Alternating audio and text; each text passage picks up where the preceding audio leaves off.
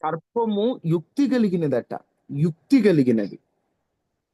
యుక్తి అంటే సర్పం ఎప్పుడు కాటేయాలా, ఎలా పారిపోవాలా దానికి బాగా తెలుసు. సాతానుగాడు కూడా అంతే. ఎవరిని ఎలా పడగొట్టాలో వాడికి బాగా ఆ ఎవరెక్కడ పడిపోతారో వాడు ఆ పాయింట్లని భలే తెలివిగా వాడు స్ట్రాటజీలు ఉపయోగిస్తాడు. అందుకని చాలా జాగ్రత్తగా ఉండాలి సాతాను విషయంలో. ఎందుకంటే రోజుకి 7 మారులు స్తుతించి 3 మారులు ప్రార్థించి అలవాటు కలిగిన దావీదునే ఒక్కసారి వాడు పడేశాడు. 7 మారులు స్తుతించి 3 మారులు ప్రార్థించేవాడే పాపంలో పడిపోయాడంటే మనం ఎంత జాగ్రత్తగా ఉండాలి. దావీదు పడిపోయాడు కాబట్టి మనం పడిపోయామండి అని కాదు. దావీదు పడిపోయే పరిస్థితులు తలెత్తడానికి కారణమేంటి? అంత ప్రార్థనా పరుడునే సాతాను టార్గెట్ చేశాడంటే నేనెంత జాగ్రత్తగా ఉండాలనేటువంటి ఆలోచన మనకు రావాలి. అలా ఆలోచన మనకు వస్తే ఎప్పటికప్పుడు వివేకము కలిగి ముందుకెళ్ళిపోవాలి. ఓకే, ఈరోజు బైబిల్లో క్రొత్త విషయాన్ని మనం తెలుసుకున్న తర్వాత 2 ప్రశ్నలు మిమ్మల్ని అడిగి ఆ తరువాత దేవుని వాక్యములోకి మనం వెళ్ళిపోదాం.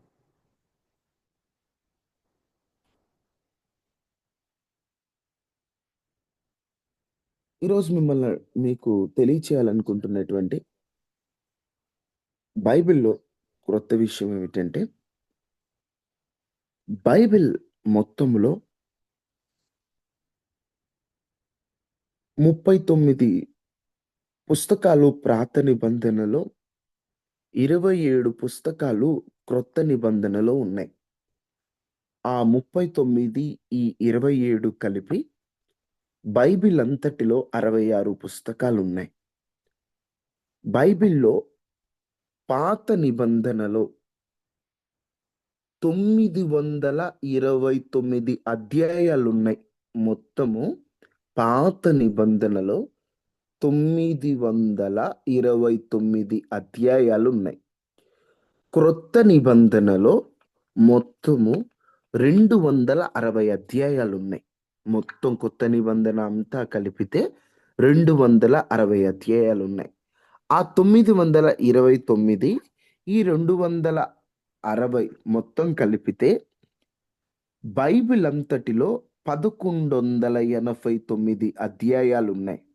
బైబిల్ అంతటిలో ఎన్ని అధ్యాయాలున్నాయి? 1189 అధ్యాయాలు ఉన్నాయి. పాత నిబంధనలో మొత్తం 23,214 వచనాలు ఉన్నాయి. పాత నిబంధనలో 23,214 వచనాలు ఉన్నాయి మొత్తం పాత నిబంధనలో. క్రొత్త నిబంధనలో 7,959 వచనాలు ఉన్నాయి. ఎన్ని వచనాలు ఉన్నాయి? 7,959 వచనాలు. మొత్తం 23,214 ప్లస్ 7,959 మొత్తం 31,173 వచనాలు ఉన్నాయి బైబిల్లో. అర్థమవుతుందా అమ్మా? మొత్తం ఎన్ని అధ్యాయాలు ఉన్నాయి? 1189. మొత్తం ఎన్ని వచనాలు ఉన్నాయి? 31,173. మొత్తం ఎన్ని పుస్తకాలు ఉన్నాయి? 66 పుస్తకాలు ఉన్నాయి. 66 పుస్తకాలు ఉన్నాయి. బైబిల్ అంతటిలో కూడా 5,93,393 మాటలున్నాయంట. బైబిల్ అంతటిలో 5,93,393 మాటలు పాత నిబంధనలో మాత్రం ఉన్నాయి. క్రొత్త నిబంధనలో 181,253 మాటలున్నాయి. అర్థమవుతుందమ్మా? మొత్తం పాత నిబంధనలోనేమో 5,93,393 మూడు మాటలు ఉన్నాయి. ఒక పాత నిబంధన మొత్తం మాటలు ఉంటాయి కదా, ఆ మాటలన్నీ కలిపితే 5,93,393.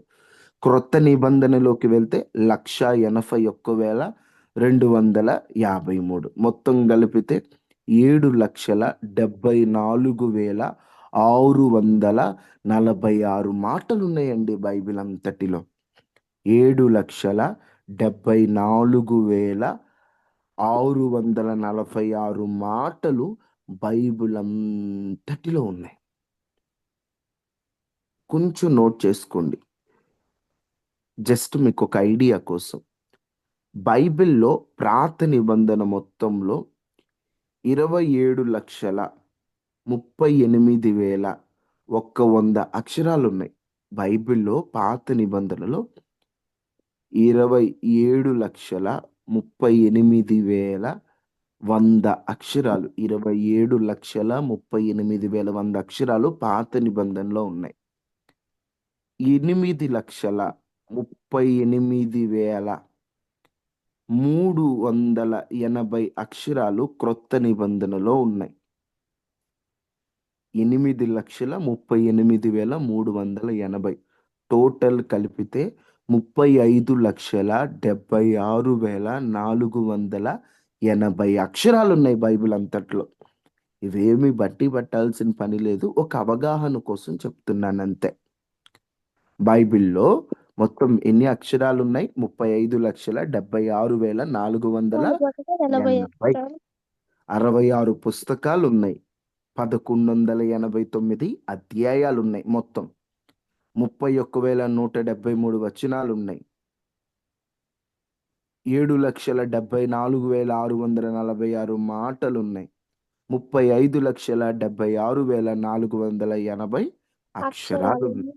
ఇది బైబిల్ గ్రంథ వివరణ. అంటే ఇన్ని అక్షరాలు ఉన్నాయి, ఇన్ని మాటలు ఉన్నాయని మనకు తెలియటానికి.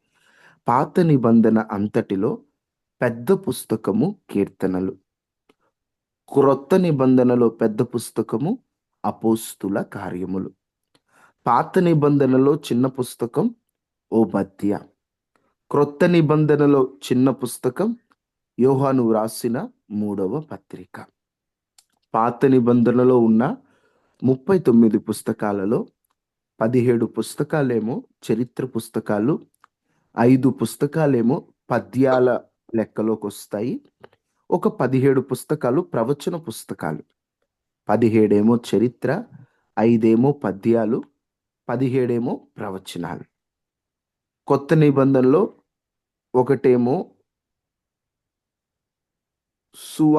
ఒకటేమో చరిత్ర, 4 ఏమో సువార్త, మొత్తం 22 పత్రికలు ఉన్నాయి. ఒకటేమో భవిష్యత్తు గురించి చెప్తుంది, ఒకటేమో చరిత్ర ఉంటుంది, 4 సువార్త ఉంటుంది, 21 పత్రికలు కనిపిస్తాయి. అది క్రొత్త నిబంధన యొక్క కొంచెం క్లారిటీ, బైబిల్ వివరణ. సరే, మనం ఇక ఆలస్యం చేయకుండా ఓ 2 ప్రశ్నలు మిమ్మల్ని అడిగి దేవుని వాక్యంలోకి వెళ్ళిపోతాను. మిమ్మల్ని అడుగుతున్నటువంటి మొదటి బైబిల్ ప్రశ్న,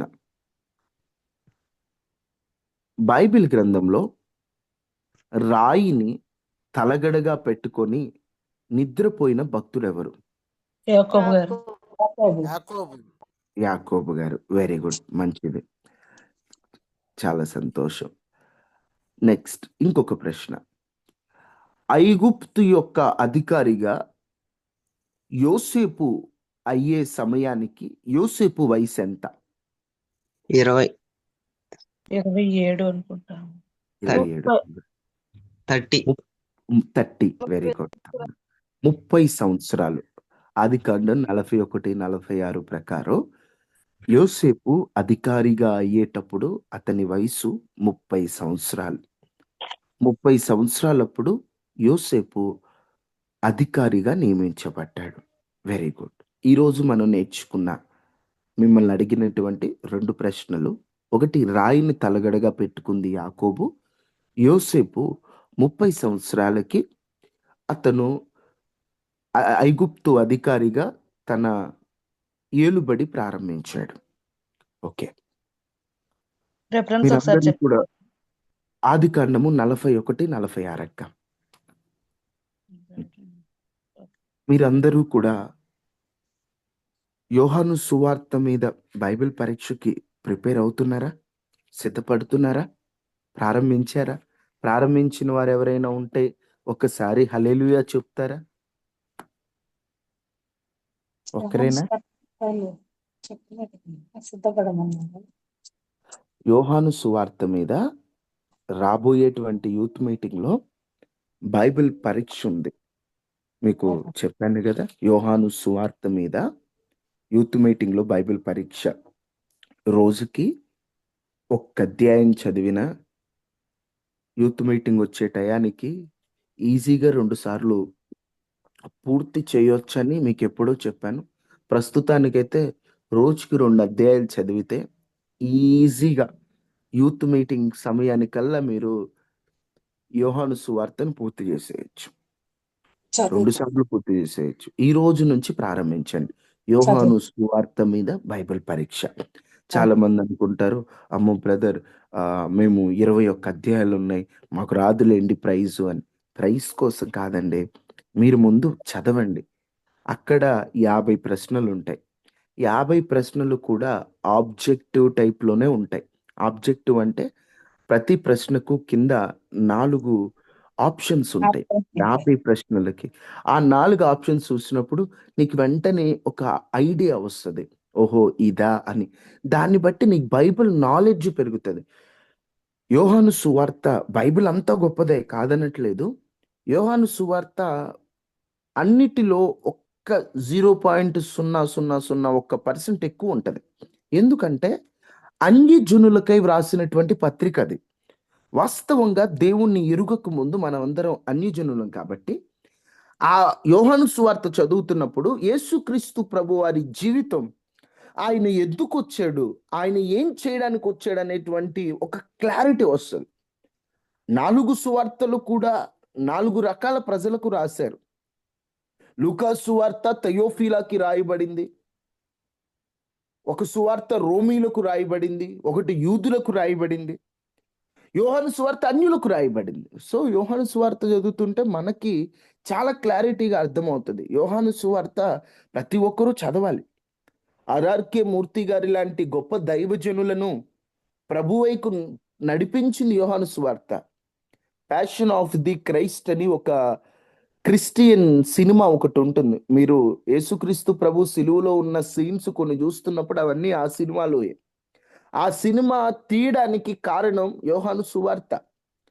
ఆ సినిమా డైరెక్టర్ గారు అనుకుంటా ఒకసారి ఆయన జీవితంలో ఆశలు కోల్పోయి ఇక బ్రతకడం ఎందుకని చనిపోదాం అనుకున్నాడు. తను చనిపోదాం అనుకొని, ఎట్లనో చనిపోతున్నాం కదా, చనిపోయే ముందు రోజు బాగా ఎంజాయ్ చేద్దామని దూర ప్రాంతాలకు వెళ్ళిపోయి బాగా ఎంజాయ్ చేసి, ఒక లాడ్జ్ రూమ్ ఉంటే ఆ లాడ్జ్ రూమ్ లో బాగా ఎంజాయ్ చేద్దామని ఎంజాయ్ అంతా బాగా చేసి లాడ్జ్ రూమ్ లోకి వెళ్ళి ఇక సాయంత్రానికి చనిపోదాం అని కాసేపు అలా ఉన్నాడు.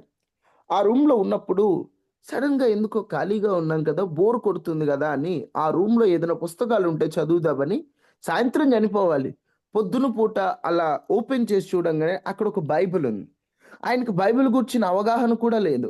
ఊరిక చదువుదాం ఖాళీగా ఉన్నాం కదా అన్నట్లుగా ఆయన తీసి చదివితే యోహాను సువార్తలో కొన్ని మాటలు ఆయన హృదయాన్ని తాకాయి. అసలు నేనెందుకు చావాలి, నా కోసం చనిపోయిన దేవుడు ఉండగా అని యేసుక్రీస్తు ప్రభు శిలువ త్యాగాన్ని లోకానికి ఎలా అయినా పరిచయం చేయాలని, నష్టాల్లో ఉన్నటువంటి ఆయన ఎట్లయినా కూడా ఈ సినిమాని తీసి అందరికీ తెలియచేయాలని ప్యాషన్ ఆఫ్ ది క్రైస్ట్ అనే ఒక సినిమాని తీసి యేసుక్రీస్తు ప్రభు అని సిలువ త్యాగాన్ని దాదాపుగా 2 గంటలు చూపిస్తాడు. ఆ సినిమాలో వేరేదేమీ ఉండదు, యేసుక్రీస్తు ప్రభు సిలువ త్యాగం చాలా కళ్ళకు కట్టినట్లుగా చూపిస్తాడు. ఆ డైరెక్టర్ గారిని ఆకర్షించింది. విచిత్రమైన విషయం ఏంటంటే ఆ సినిమాలో హీరోగా నటిస్తున్నప్పుడు ఈయన డైరెక్టర్ గారికి యేసుక్రీస్తు ప్రభు త్యాగం లోకం చూడాలని పెట్టుడు చర్మాన్ని పెట్టి ఆ చర్మం మీద కొట్టిస్తూ ఉన్నాడంట, రియాలిటీగా ఉండాలని. విచిత్రమైన విషయం ఏంటంటే పెట్టుడు చర్మాన్ని కొడుతున్నప్పుడు కాస్త పెట్టుడు చర్మం పక్కకు వచ్చి ఆయన సొంత శరీరం మీద షూటింగ్ లో ఉన్నప్పుడు ఆ కొరడా దెబ్బ అలా తగిలి గాయమవుద్దట. గాయమైనప్పుడు వెంటనే ఆ హీరోని హాస్పిటల్కి తీసుకెళ్తారు. హాస్పిటల్కి తీసుకెళ్ళినప్పుడు ఆ హీరో ఒక మాట అంటాడు, యాక్టింగ్ చేస్తున్నటువంటి నాకే ఈ దెబ్బ ఇంత భయంకరంగా ఉంటే ఆనాడు యేసుక్రీస్తు ప్రభు ఎలా పడ్డాడో కదా ఈ బాధలు అన్నారట డైరెక్టర్ గారితో. వెంటనే ఆయన అన్నాడు, యేసుక్రీస్తు పడిన బాధల్లో మనం చూపించేది చాలా తక్కువ సార్. 0.0 మనదేమీ లేదు సార్. ఆయన పడిన త్యాగం వేరంటే అప్పుడు అక్కడే ఆయన యేసుక్రీస్తు ప్రభుని సొంత రక్షకుడిగా అంగీకరించాడని కొన్ని వార్తాపత్రికల్లో ప్రచురమైనటువంటి విషయాన్ని మీతో చెప్తున్నాను. ఎందుకు ఈ మాట అంటున్నానంటే, క్రైస్తవుడిగా బైబిల్ అంతా చదవాలి. యోహాను సువార్త మనకు అవసరమైనవి. యూత్‌కైతే సామెతలు, అన్యజనుల నుండి రక్షింపబడిన వారికి యోహాను సువార్త, ఇలాంటి వాటి మీద అవగాహన ఉండాలి. యోహాను సువార్తని బైబిల్ ఎగ్జామ్ పెట్టాలనుకున్నప్పుడు, యోహాను సువార్త చాలా పెద్దగా ఉంది గదా! ఇంకేదన్నా చిన్నగా ట్రై చేద్దాం అనిపించింది. కానీ ఎందుకో పరిశుద్ధాత్మ దేవుడు యోహాను సువార్తనే వెళ్ళిపో, అదందరూ చదవాలి, కష్టమైనా కూడా అది నేర్చుకోవాలి, దాంట్లో ఉన్నటువంటి విషయాన్ని గ్రహించాలని ఈ యోహాను సువార్త అలా అయినా మీరు చదవాలని బైబిల్ ఎగ్జామ్ పెడుతున్నా. చాలామంది మాకు ప్రైజ్ రాదు, లేకపోతే పలానా అక్క ఉన్నారు, పలానా బ్రదర్ ఉన్నారు, వాళ్ళకే వస్తది ఎప్పుడు మాకు రాదు, ఇలాగ అనొద్దు. నువ్వు ముందు చదువు. ప్రైజ్ కోసం అని కాదు. నువ్వు ముందు బైబిల్ చదువు. ఈ రోజు నుండే ప్రారంభించండి. యోహాను సువార్త, యోహాను సువార్త ఈ రోజు నుంచే. మనం రోజుకి 3 అధ్యాయాలు చదవాలని మన గ్రూప్‌లో పెడతారు. మీరందరూ చూస్తున్నారా? బైబిల్ పూర్తి చేయడానికి. నాదొక చిన్న రిక్వెస్ట్ ఏంటంటే అక్కని, ఈ యూత్ మీటింగ్ అయిపోయేంత వరకు యోహాను సువార్తే ఇవ్వండి. యూత్ మీటింగ్ అయిపోయాక 3 అధ్యాయాలు ఇచ్చేవారు 5 అధ్యాయాలు ఇవ్వండి. ఈ ఈవినింగ్ పెడదాం అనుకుంటున్నానమ్మా. అవునక్క. ఇవి ఈవినింగ్ యోహాను 2 అధ్యాయాలు పెడదాం అనుకుంటున్నాను. ఈవినింగ్ 2 అధ్యాయాలు పెట్టేసేయండి. వీటిని పెట్టడం వల్ల యోహాను సువార్త అందరూ అలాగైనా చదువుతారు. చాలా మంచి ఆలోచన. పరిశుద్ధాత్మ దేవుడు ఒకే ఆలోచనను తన బిడ్డలకి దయచేస్తాడు. ఆమేన్. ఇక ఆలస్యం చేయకుండా దేవుని వాక్యాన్ని మనం ఆలకించేద్దాం. గత కొన్ని రోజుల నుండి దేవుడు ఉన్నాడా? ఉంటే ఆయన ఉనికి అసలు ఎందుకు నమ్మాలి? ఈ విషయాలన్నీ మీతో చెబుతున్నా. మీరు అనుకోవచ్చు, బ్రదర్ ఇవన్నీ మాకెందుకయ్యా? ఆయన ఉన్నాడని మాకు తెలుసు గదా! మళ్ళీ ఇవన్నీ ఎందుకు అంటే, గుడ్డిగా ప్రభువుని ఆరాధించే గుడ్డి భక్తులుగా మనం ఉండకూడదు. ఒక రోజున ఎవరైనా మన దగ్గరకొచ్చి, "నువ్వు యేసు ప్రభువుని ఎందుకు నమ్ముకున్నావంటే," "ఏదోలే ఊరక నమ్ముకున్నాను. ఏదోలే ఎవరో చెబితే నమ్ముకున్నాను" అనే గుడ్డి భక్తుల్లో మనం ఉండకూడదు. నువ్వెందుకు నమ్మావో నీకొక క్లారిటీ ఉండాలి. నువ్వెందుకు ప్రభువుని ఆరాధిస్తున్నావో నీకొక క్లారిటీ ఉండాలి. క్లారిటీ లేనటువంటి నీ భక్తి దండగా మారి భక్తిగా ఉంటుంది. ఆ క్లారిటీ కోసమే దేవుడు ఉన్నాడనే ఉనికి గురించి మీతో మాట్లాడుతున్నాను. డిఎన్ఏ గురించి మాట్లాడాము. దేవుడు ఉన్నాడనడానికి రుజువులు మాట్లాడాము. ఆయనను వెతికితే కనుగొంటామని మాట్లాడాం. నిన్నటి నుండి మనం ధ్యానిస్తున్నదేంటంటే, దేవుణ్ణి ఎందుకు నమ్ముకోవాలి? దేవుణ్ణి నమ్ముకోవాల్సిన అవసరం ఏంటి? సరే బ్రదర్, దేవుడు ఉండుండొచ్చు. ఉంటే నమ్ముకోవాలా? ఎందుకు నమ్ముకోవాలి? అసలు దేవుణ్ణి నమ్ముకోవాల్సిన అవసరం ఏంటి? మన పనుల్లో మనం ఉన్నాం. మన బిజీ షెడ్యూల్ మనకుంది. ఇలాంటి టైంలో దేవుణ్ణి ఎందుకు నమ్మాలి? నమ్మాల్సిన అవసరం ఏంటి? ఒక మనిషి తన పనులు ఆపుకొని దేవునికి ఎందుకు ప్రాధాన్యత ఇవ్వాలంటే, కొన్ని కారణాలు మీతో చెప్పాను. ఏమేం చెప్పాను నిన్న? ఒకసారి అందరూ రివిజన్ చేసుకోండి. నెంబర్ 1, దేవుణ్ణి ఎందుకు నమ్మాలి? సృజించినందుకు నమ్మాలి. అందరూ చెప్పాలి. దేవుడు మనల్ని సృజించాడు కాబట్టి, ఆయన పోలికలో చేశాడు కాబట్టి మనం ఆయనను నమ్మాలి. 2, దేవుణ్ణి ఎందుకు నమ్మాలి? నిత్య జీవము కొరకు. నిత్య జీవము కొరకు నమ్మాలి. నిత్య జీవాన్ని దేవుడే ఇవ్వగలడు. ఆయనే మార్గము కాబట్టి మనం దేవుణ్ణి నమ్మాలి. 3, రక్షణ ఆయన రక్షణ రక్షణ కోసం నమ్మాలి. దేవుడు తప్ప మనల్ని రక్షించేవారు, నిత్య నరకం నుండి తప్పించేవారు ఎవరు లేరు కాబట్టి, దేవుడే రక్షకుడు కాబట్టి మనం దేవుణ్ణి నమ్మాలి. 4, ఆయన ఆయన మనల్ని ఆయన ప్రేమించినందుకు మనలను విస్తారంగా ప్రేమిస్తున్నాడు. ఎంత ప్రేమించాడంటే, అగాపే ప్రేమ. పరలోకాన్ని మన కొరకు విడిచేంత ప్రేమించాడు. ఆయుష్నిచ్చేంత ప్రేమించాడు. ఎన్ని పొరపాట్లు చేసినా ఇంకా బ్రతకటానికి అవకాశం ఇచ్చేంత ప్రేమించాడు. ఇంత ప్రేమించినటువంటి దేవుణ్ణి మనము ఆయన ప్రేమను బట్టి మనం ఆయనను నమ్మాలి. సరే, ఇంకా దేవుణ్ణి ఎందుకు నమ్మాలి? ప్రతి మనిషి ఏదో ఒక రూపంలో, మాట రూపంలో కానీ, చూపు రూపంలో కానీ, క్రియా రూపంలో కానీ, ఆలోచన రూపంలో కానీ ఏదో ఒక పొరపాటు చేస్తుంటాడు. మనిషి పొరపాటు చేసినప్పుడు ఆ పొరపాటులు చేసినటువంటి మనిషి పొరపాటును అలవాటు చేసుకొని ఆ పొరపాటే అలవాటుగా మారి చీటికి మాటికి అదే పని చేస్తే దాన్నే పాపము అంటారు. ఈ మనిషి పాపము చేసి ఇష్టానుసారంగా ఈ పాపాన్ని చేస్తూ ఉన్నాడు. పాపమునకు వచ్చి జీతము మరణమని, పాపానికి శిక్ష ఉంటుంది. పాపమునకు శిక్ష ఉన్నప్పుడు ఈ పాపముని మనలో నుండి తీసేసేవాడు కావాలి. ఈ పాపమును క్షమించేవాడు కావాలి.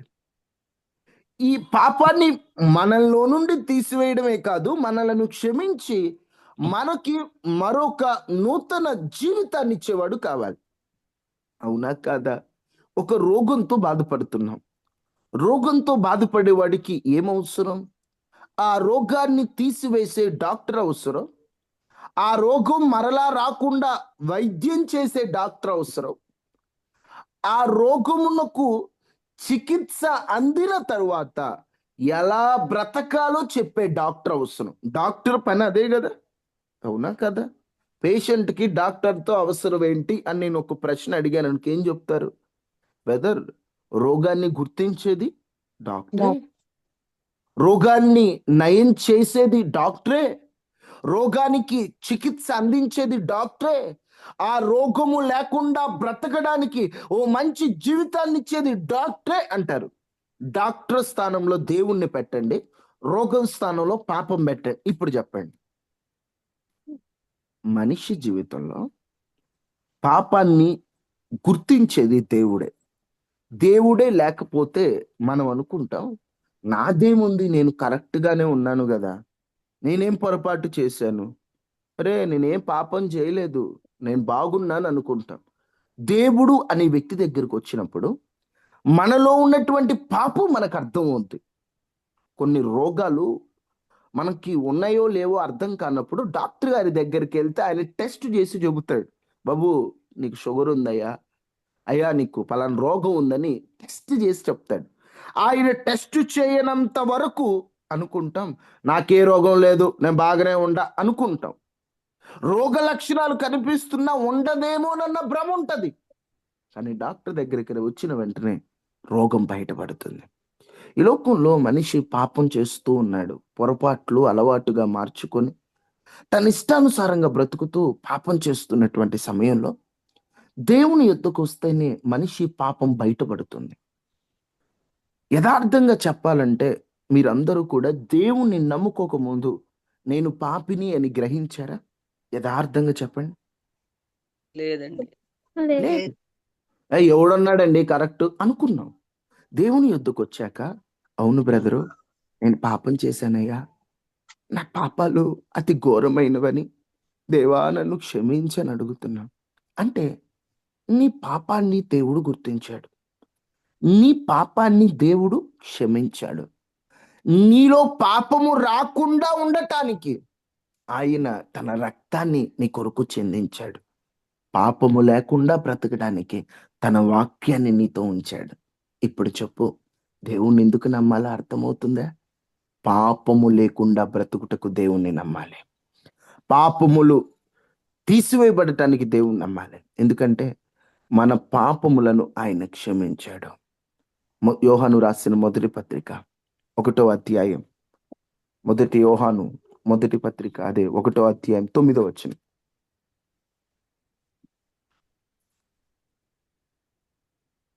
మన పాపములను మనము ఒప్పుకొనిన ఎడల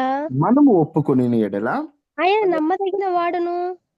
నమ్మదగిన వాడును నీతిమంతుడును గనుక గనుక ఆయన మన పాపములను క్షమించి ఆయన మన పాపములను క్షమించి సమస్త దుర్నీతి నుండి మనలను పవిత్రులుగా సమస్త చేయను దుర్నీతి నుండి మనలను పవిత్రులుగా చేయను చేయును.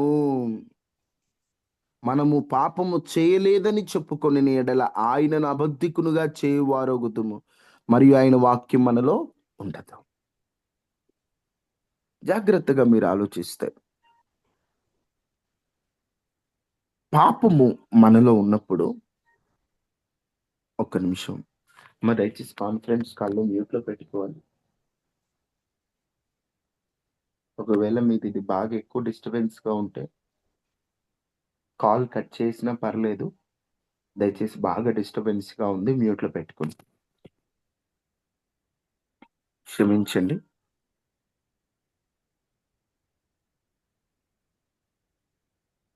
జాగ్రత్తగా మీరు ఆలకించండి.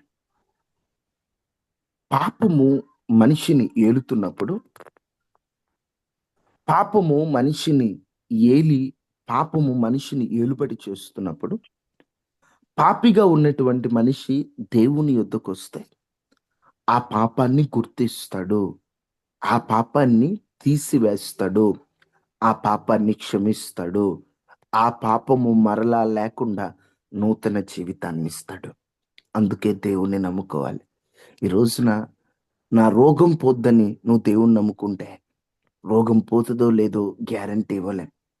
దేవుడు స్వస్థపరిచేవాడు, కానీ కొన్ని రోగాలు ముళ్ళుగా ఇచ్చే అవకాశం ఉంది. దేవుడు ముళ్ళుగా ఇచ్చినప్పుడు ఎన్ని మారులు ప్రార్థన చేసినా స్వస్థత ఉండదు. ఉదాహరణకి పౌలు గారు చిన్న బలహీనతతో దేవుని దగ్గరికి ఎన్నోసార్లు వెళ్ళినప్పుడు, అయ్యా నా బలహీనత నాలో నుండి తీసివే అంటే, నా కృప నీకు చాలు అన్నాడు. అప్పుడు పౌలు గారు, నాకున్న బలహీనతల్లో నేను సంతోషిస్తున్నాను అన్నాడు. రోగం పోతుందో లేదో గ్యారంటీ ఇవ్వలేం దేవుని యొద్దకు వస్తే. లేదా మీకు ఏదన్నా అనారోగ్య బాధలు లేకపోతే ఆర్థిక సమస్యలు ఉంటే దేవుని దగ్గరకు వస్తేనే కోట్లు వచ్చేస్తాయని మేము చెప్పలేం. ఎందుకంటే ఇబ్బందుల్లో కూడా పోషిస్తానని ఆయన చెప్పాడు. సింహపు పిల్లలైన ఆకలి కలిగి ఉంటాయి, కానీ నా పిల్లలు ఆకలి కలిగి ఉండవు అన్నాడు తప్ప, నా పిల్లల్ని కోట్లు ఇచ్చేస్తాను నేనేం చెప్పలేదు. కాబట్టి దేవుడు ఇస్తాడు అనేటువంటి బల్లగుద్ది మేము చెప్పలేం. ఆశీర్వాదాల కోసమే దేవుణ్ణి వెంబడించండి అని నేనైతే గ్యారంటీగా చెప్పలేను. కానీ ఒకటైతే చెప్పగలను, నా దేవుడు నీ పాపాన్ని అయితే తీసేస్తాడు, 100% గ్యారంటీ. నా దేవుడు నీ పాపాన్ని అయితే క్షమిస్తాడు, 100% గ్యారంటీ. నా దేవుడు నీ పాపాన్ని తన రక్తముతో కడుగుతున్నాడు, ఇది 100% నిజం. నా దేవుడు నూతన జీవితాన్ని నీకు ఇస్తున్నాడు, ఇది 100% నిజం. ఇదైతే నేను చెప్పగలను. దేవుని నమ్ముకునే విషయంలో నా రోగం పోవాలి, నా ఆర్థిక సమస్యలు పోవాలి, నా అప్పులు పోవాలి అనడం కంటే నా పాపం పోవాలని నేను నమ్మానయ్యా. ఈ లోకంలో బ్రతికాను కాబట్టి కాస్త అవసరాలు కూడా తీర్చాయా. మొదటిగా ఆయన రాజ్యాన్ని, ఆయన నీతిని వెతకాలి. ఆ తర్వాత మనకు అవసరమైనవన్నీ దేవుడిస్తాడు.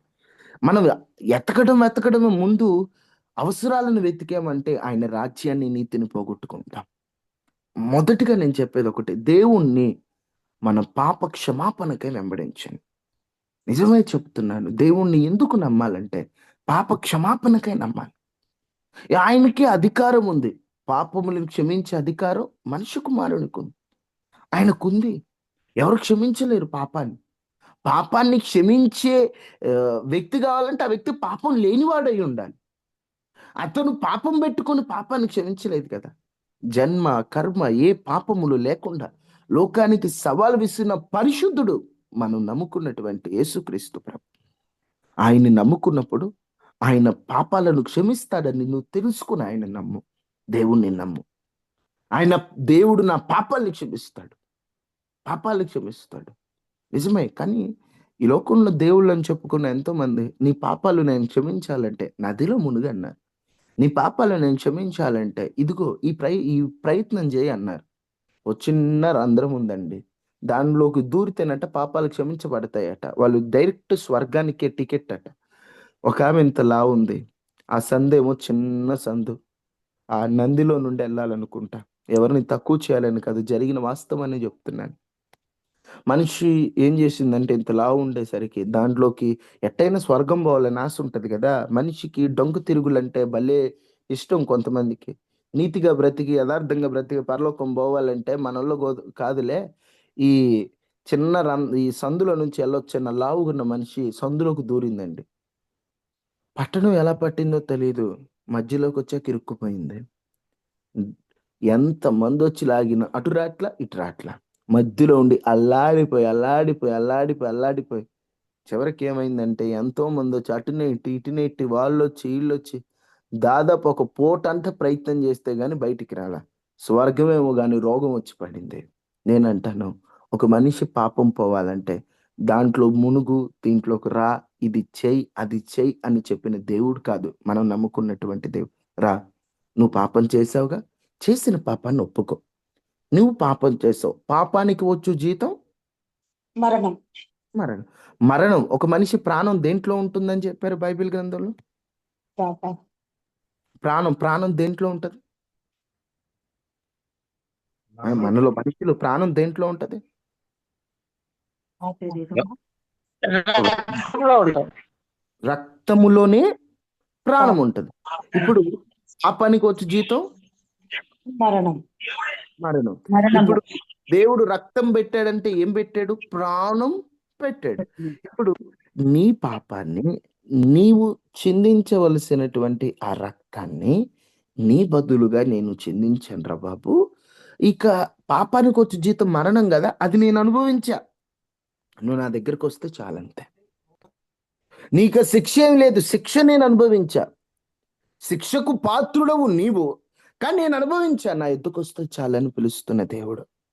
ఆయన నమ్ముకుందా. అందుకే ఈరోజు యేసుక్రీస్తుని నమ్మకపోతే, ఈ దేవుని నమ్మకపోతే, పాప క్షమాపణ లేదంటే కొంతమందికి నచ్చట్లా. ఇదేంటి బ్రదరు, మీరు తొండి, అసలు ఇది చాలా తప్పు. ఏంది నమ్మిన వానికి శిక్ష ఉండదా?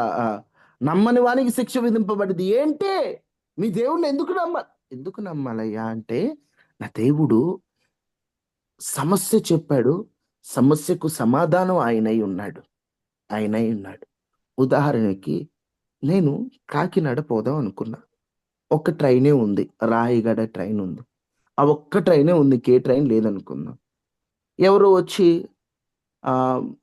నేను రాయగడ ట్రైన్ ఎక్కి కాకినాడ వెళ్దాం అనుకుంటున్నాను అని నేను అన్నాను అనుకోండి. ఇంకొకటి వచ్చి నేను కూడా కాకినాడ వెళ్ళాలి, రాయగడలోనే వెళ్ళాలా, నేను వెళ్ళను, నేను ఇంకో ట్రైన్కి పోతాను, నేను పల్నాడు ట్రైన్కి పోతానంటే నేను కాకినాడ చేరుకోగలుగుతానా? ఉదాహరణకు చెప్తున్నాను. ఒకే ట్రైన్ ఉంది, ఆ ట్రైన్లో మాత్రమే వెళ్ళగలం. నేను ఆ ట్రైన్ నేను ఇంకో ట్రైన్ ఎక్కుతాను అంటే ఆ ప్రయాణానికి చేరుకోగలమా? గమ్యానికి చేరుకోగలమా? నా భాష అర్థమవుతుందా? చేరుకోగలమమ్మా? చేరుకోలేమండి.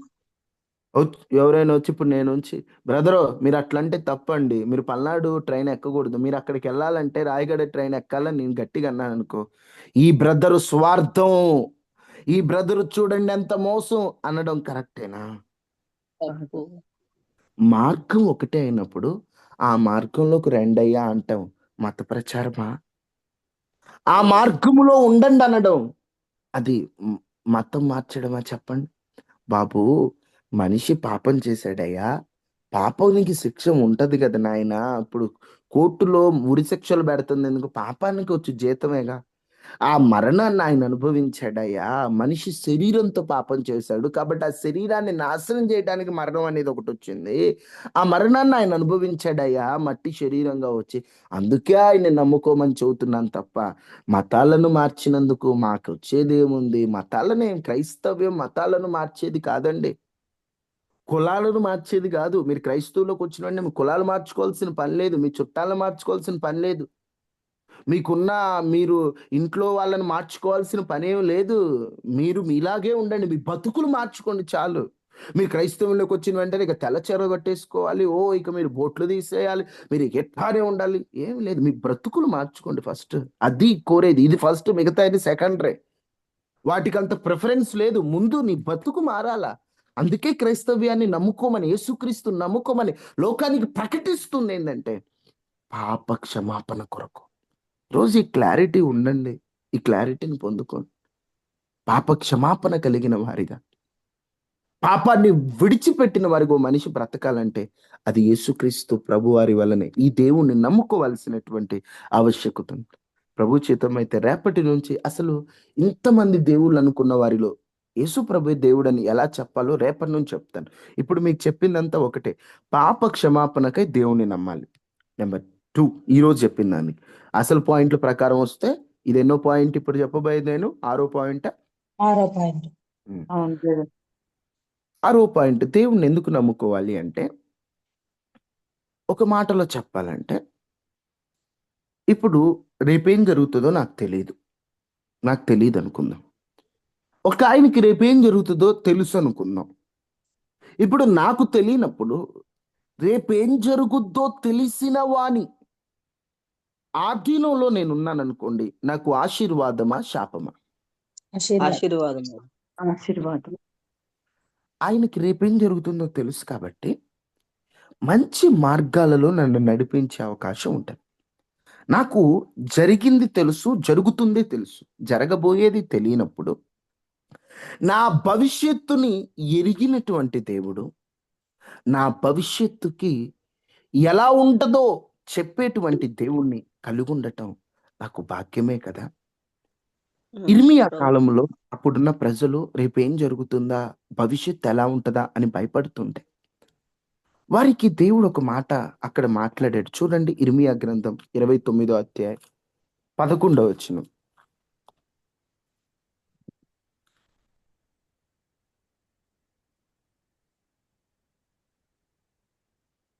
నేను మిమ్మల్ని గూర్చి ఉద్దేశించిన సంగతులను నేను మిమ్మును గూర్చి ఉద్దేశించిన సంగతులను నేను ఎరుగుదును. నేను ఎరుగుదు. ఇదిగో మీ గురించి కొన్ని ఉద్దేశాలు ఉన్నాయి, వాటిని నేను ఎరుగుదును. రాబో కాలమందు మీకు రాబోవు కాలమందు మీకు నిరీక్షణ కలుగునట్లుగా అవి సమాధానకరమైన ఉద్దేశములే కాని సమాధానకరమైన ఉద్దేశములే కానీ హానికరమైనవి కావు. ఇదే యెహోవా వాక్కు. ఇది యెహోవా వాక్కు. దేవుణ్ణి ఎందుకు నమ్మాలయ్యా బ్రదరు అంటే, 6వదిగా ఆయన నీ భవిష్యత్తుని ఎరిగిన వాడు కాబట్టి నువ్వు నమ్మాలి. నీ ఫ్యూచరు నీకు తెలియదు, ఆయనకు తెలుసు. అందుకని కొన్ని ప్రభువా నాకు ఇది చేయి అది చేయి అంటాం కంటే, ప్రభువా నువ్వు ఏది చేయాలనుకుంటే అది చేయి. మనం ఒకసారి పట్టుబడతాం, నాకు ఇది కావాలంటే ఇది కావాలని, అది మేలైనది అని మనకు తెలిసినా తెలియకపోయినా ఇక అది కావాలంటాం. ఇది కావాలంటే దేవుడు ఒక్కోసారి ఇస్తాడండి. మనం అడిగితే మనల్ని కాదనలేక ఇస్తాడు, కానీ దాని వల్ల మనం చాలా నష్టపోతాం. ఉదాహరణకి ఇజ్రాయేలు ప్రజలకి రాజు లేడు, న్యాయాధిపతులు ఉన్నారు. దేవుడే వారిని రాజుగా ఏలుదామనుకున్నాడు. యుగ యుగాలు ఆయనే రాజులకు రాజుగా ఉందామనుకున్నాడు. వీళ్ళు ఏం కావాలని కోరుకున్నారు? మాకు రాజు కావాలని కోరుకున్నారు లేరా? ఎవరిని ఇచ్చాడు దేవుడు మొదటి రాజుగా? సౌలునిచ్చాడు. సౌలు రాజు వల్ల ఇజ్రాయేలీయులు బాగుపడ్డది ఏమైనా ఉందా? బాగుపడ్డారు ఏమన్నా? అసలు రాజు కావాలని కోరిక వాళ్ళదా దేవుడిదా? వాళ్ళదే. వాళ్ళది. దేవుడు ఇచ్చాడు. కొన్ని మనం అడిగినప్పుడు దేవుడు కాదండి ఇస్తాడు, కానీ మనం వాటి వల్ల సఫర్ అవుతాం, వాటి వల్ల ఇబ్బందులు పడతాం, వాటి వల్ల మనం బాధలు పడతాం. అందుకనే నాకు అది ఇవ్వు అని పట్టుబట్టి కూర్చోవద్దు. ప్రభువా నాకేది మేలుకరమైంది ఉంటో అది ఇవ్వు, నాకేది ఆశీర్వాదం ఉంటుందో అది ఇవ్వు. ఒకటే ఇవ్వమని నేను చెప్పనయ్యా, నాకు మేలుకరమైంది నాకు ఇవ్వయ్యా, నాకు ఆశీర్వాదకరమైంది నాకు ఇవ్వయ్యా. అదే ప్రార్థన చేయి. ఎందుకంటే ఆయన భవిష్యత్ ఎరిగినటువంటి దేవుడు, అందుకే ఆయన నమ్ముకోవాలి. తర్వాత 7వది, ఇప్పుడు దేవుడు నిన్ను కలుగ చేశాడని నువ్వు నమ్ముతున్నావు. కలుగ చేయబడిన నా విషయంలో దేవునికి ఒక ఉద్దేశం ఉంది, ఒక ప్రణాళిక ఉంది. ఆ ప్రణాళిక ఉన్నప్పుడు ఆ ఉద్దేశం నీకు అర్థం కావాలంటే, నిన్ను కలుగ చేసిన వాణ్ణి నువ్వు నమ్మితేనే, ఆయన మీద ఆధారపడితే నీకు అర్థమవుతుంది. ఇప్పుడు కలుగ చేయబడినది ఎందుకు చేయబడిందో అందరికీ తెలుసా? కలుగు చేసిన వానికే తెలుసా? అవును కదమ్మా. ఇప్పుడు నువ్వెందుకు చేయబడ్డావో, నువ్వెందుకు వచ్చావు భూమి మీదకి, నీతో పాటు చాలా మంది పుట్టడానికి ప్రయత్నం చేస్తే దేవుడు నిన్నే పుట్టించినప్పుడు నువ్వెందుకు వచ్చావో, నీ జీవిత పర్పస్ ఉద్దేశం తెలియాలంటే ఎవరిని అడగాల? దేవుణ్ణి అడగాలి. దేవుణ్ణి నమ్మితేనే నీ జీవిత ఉద్దేశం నువ్వెందుకు పుట్టావు అర్థం. లేకపోతే పుట్టాం, పెరిగాం, చచ్చిపోయాం, ఇదే జీవితం అన్నట్టు. అది కాదు. ఎందుకు వచ్చావు, ఎందుకు పుట్టావు, ఎందుకు ఇంకా బ్రతికున్నావు, ఏదో ఒకటి ఉంది నా పట్ల ఆయనకు ఉద్దేశం. అది తెలుసుకోవాలంటే దేవుణ్ణి నమ్మాలి. 7 కొన్ని ఉద్దేశాలు తెలుసుకోవడానికి దేవుని నమ్మాలి.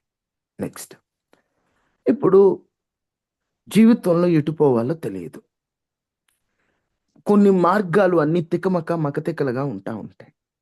ఇప్పుడు జీవితంలో ఎటువైపు వెళ్ళాలో మార్గ నిర్దేశత్వం కొరకు, మార్గదర్శకత్వం కొరకు దేవుణ్ణి నమ్మాలి.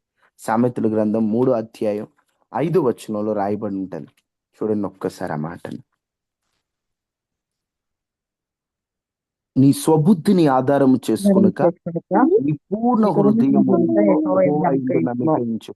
నీ ప్రవర్తన అంతటి యందు ఆయన అధికారంలో ఒప్పుకొనుము. ఆయన నీ త్రోవను సరళం చేయును. ఇప్పుడు మన జీవితంలో కొన్ని మార్గాల్లో ఉన్నప్పుడు అంత కన్ఫ్యూజన్ గా ఎటు పోవాలో తెలియక అంత తికమగ్గా ఉన్నప్పుడు జీవిత మార్గం విషయంలో, ఆ మార్గదర్శకత్వం విషయంలో దేవుణ్ణి మనం నమ్మితే, అప్పుడు ఆయన మనం ఎప్పుడైతే నమ్ముకుంటామో పూర్ణ హృదయముతో స్వబుద్ధిని ఆధారం చేసుకోనకుండా ఆయన నమ్మి మన ప్రవర్తన అంతా కూడా ఆయన అధికారంలోకి ఒప్పుకుంటామో, అప్పుడు మన త్రోవలు దేవుడు సరళం చేస్తాడు.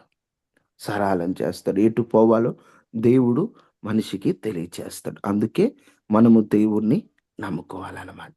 తరువాత ఎందుకు నమ్ముకోవాలి దేవుణ్ణి అంటే, సమాధానం కొరకు, శాంతి కొరకు, ఆనందం కొరకు దేవుని నమ్మాలి.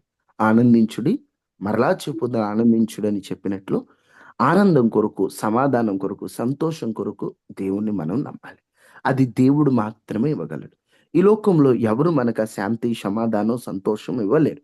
అందుకని దేవుణ్ణి మనం నమ్మాలి. శాంతి సమాధానం కొరకు దేవుణ్ణి మనం నమ్మాలి. ఎందుకు నమ్మాలో మీకు అర్థమైందా? ఒక పాయింట్ని ఎక్కువసేపు చెప్పాల్సి వచ్చింది మీకు అర్థం కావడానికి. చెప్పండి, ఈ పూట చెప్పిన మాటల ప్రకారం దేవుణ్ణి ఎందుకు నమ్మాలి? పాపములు క్షమించు. పాపం లేకుండా క్షమాపణ కొరకు. తర్వాత దేవుణ్ణి ఎందుకు నమ్మాలి? ఆయన మన భవిష్యత్తు ఎరిగిన వాడు కాబట్టి. భవిష్యత్తు ఎరిగిన వాడు కాబట్టి నమ్మాలి. దేవుణ్ణి ఎందుకు నమ్మాలి? మన పట్ల ఆయనకున్న ఉద్దేశాలు తెలుసుకోవడానికి నమ్మాలి. దేవుణ్ణి ఎందుకు నమ్మాలి?